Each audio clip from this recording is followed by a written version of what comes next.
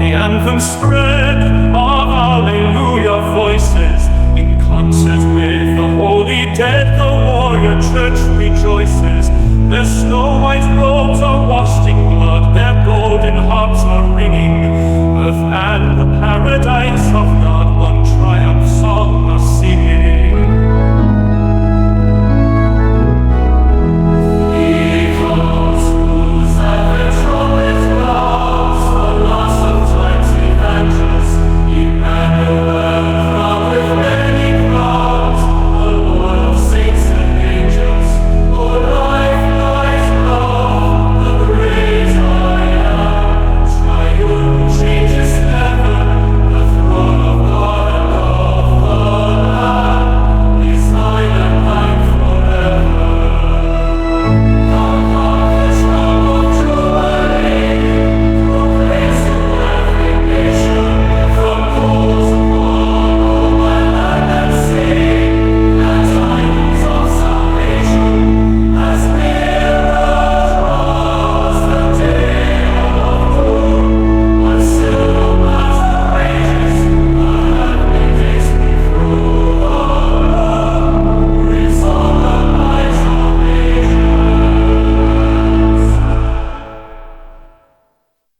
He comes, whose advent trumpet drowns the last of time's evangelists. Emmanuel, crowned with many crowns, the Lord of saints and angels. O life, light, love, the great I am, triune who changes never, the throne of God and of the Lamb is thine and thine forever.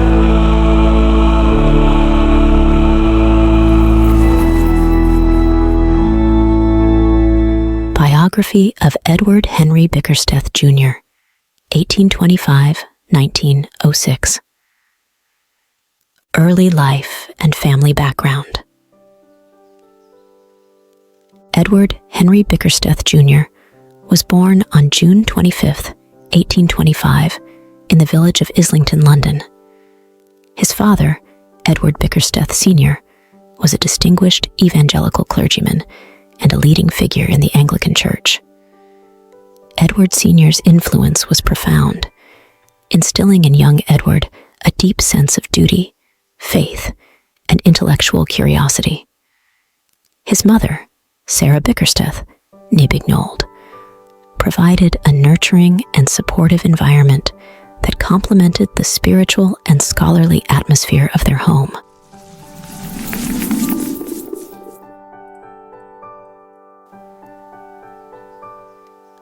Growing up in such a household, Edward was exposed to theological discussions, literary pursuits, and the importance of social service from an early age. This environment shaped his character and aspirations, setting the stage for his future contributions to the church and society. Personal life and family. Edward Henry Bickersteth Jr.'s personal life was marked by a deep commitment to his family and his faith. In 1848, he married Rosa Bignold, the daughter of a prominent family. Their marriage was a partnership grounded in mutual respect, love, and shared values. Together, they raised several children, many of whom followed in their father's footsteps by dedicating their lives to service in various fields. The Bickersteth home was a place of intellectual and spiritual enrichment. Edward and Rosa encouraged their children to pursue their passions and to engage in meaningful discussions about theology, literature, and social issues. This nurturing environment fostered a sense of curiosity and a commitment to lifelong learning that would carry on through the generations. Despite the demands of his ecclesiastical duties, Edward always made time for his family. He believed that his role as a husband and father was a sacred vocation, and he approached it with the same dedication and care that he brought to his ministry. His family life provided him with a source of strength and inspiration, grounding him in the values that he held dear.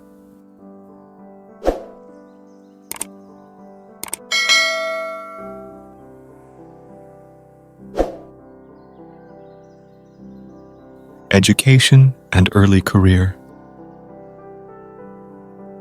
Edward's formal education began at home under the tutelage of his father, who ensured that his son received a robust grounding in classical studies, theology, and literature. This early education paved the way for his entrance into Trinity College, Cambridge, one of the most prestigious universities of the time. At Cambridge, Edward excelled academically, immersing himself in the study of theology, philosophy, and the humanities. He earned his Bachelor of Arts degree in 1847, graduating with honors. His time at Cambridge was marked not only by academic achievement, but also by the formation of lasting friendships and intellectual partnerships that would influence his future work. Following his graduation, Edward was ordained as a deacon in the Church of England in 1848 and as a priest in 1849. His early ministry was spent serving in various parishes, where he quickly gained a reputation for his eloquence in preaching and his compassionate pastoral care. His ability to connect with parishioners on both an intellectual and emotional level made him a beloved figure in the communities he served. Bishop of Exeter.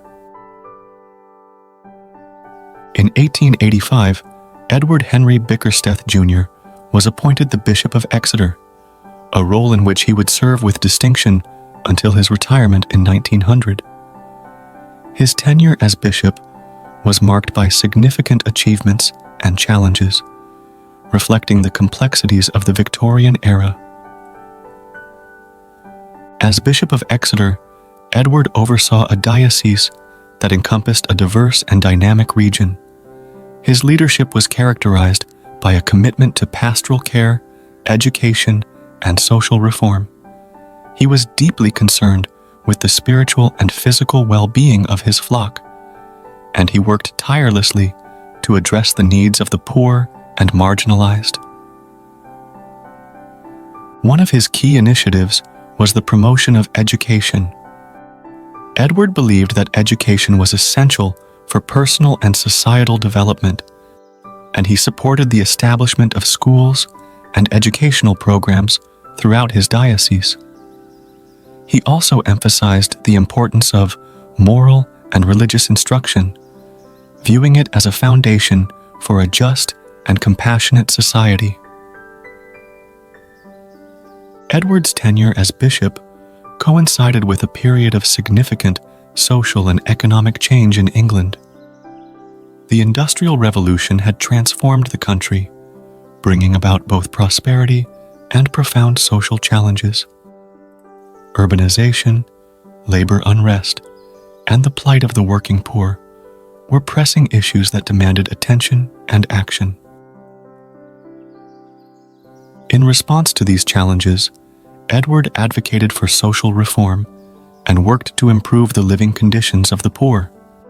He supported initiatives aimed at providing housing, healthcare, and employment opportunities for those in need. His efforts were guided by a deep sense of social justice and a belief in the inherent dignity of every human being. Theological views and controversies.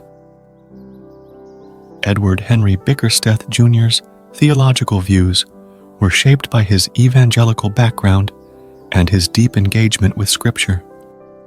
He was a staunch advocate of the authority of the Bible and the centrality of Christ's atoning work for salvation. His sermons and writings often emphasized the themes of grace, redemption, and the transformative power of faith.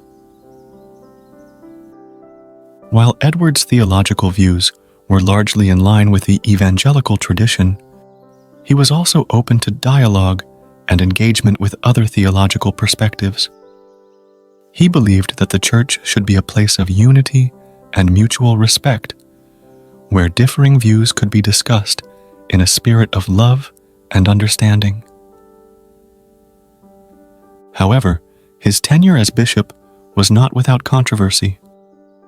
The latter half of the 19th century was a time of significant theological and social upheaval within the Church of England. Debates over issues such as biblical criticism, ritualism, and social justice often led to tensions and divisions. Edward's approach to these controversies was characterized by a commitment to dialogue and reconciliation. He sought to bridge the gap between differing factions within the Church, emphasizing the need for unity and cooperation in the face of common challenges. While he was firm in his convictions, he also recognized the importance of listening to and understanding the perspectives of others. Broader historical context. To fully appreciate Edward Henry Bickersteth Jr.'s life and legacy, it is important to consider the broader historical context in which he lived and worked. The 19th century was a period of profound change and transformation in England and the wider world. The Industrial Revolution brought about significant economic and social changes, transforming England from an agrarian society into an industrial powerhouse. This period of rapid industrialization and urbanization had far-reaching implications, both positive and negative. While it led to economic growth and technological advancement, it also resulted in widespread social challenges, including poverty, labor unrest, and environmental degradation. The Victorian era, during which Edward lived and served, was characterized by a complex interplay of tradition and progress. On one hand, it was a time of great moral and religious fervor, with a strong emphasis on Victorian values such as duty, respectability, and social responsibility.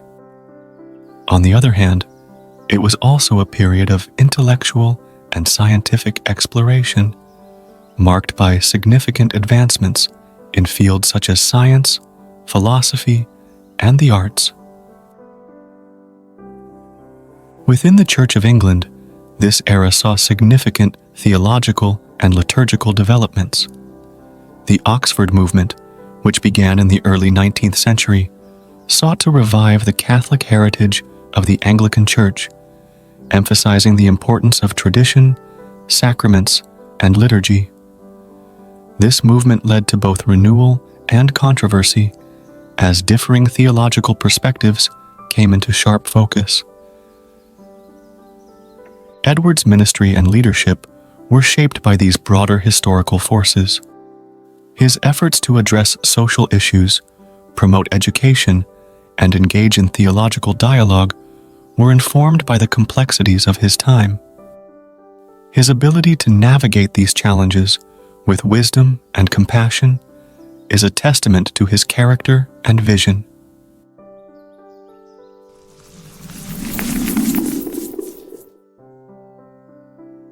Legacy and influence. Edward Henry Bickersteth Jr.